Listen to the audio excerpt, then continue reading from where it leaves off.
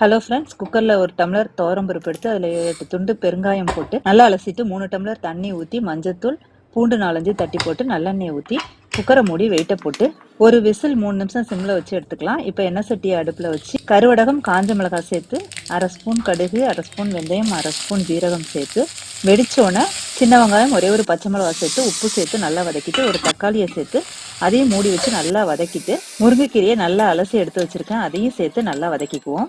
இப்போ அதில் 1 ஸ்பூன் மிளகாத்தூள் சேர்த்து அதையும் நல்லா பரட்டி விட்டு மாங்காய் வத்தல் ஊற வச்சு வச்சிருந்தேன், அதை அதில் சேர்த்தலாம். மரவள்ளி கிழங்கு துண்டு துண்டா வெட்டி வச்சிருந்தேன், அதையும் இதில் சேர்த்தலாம்.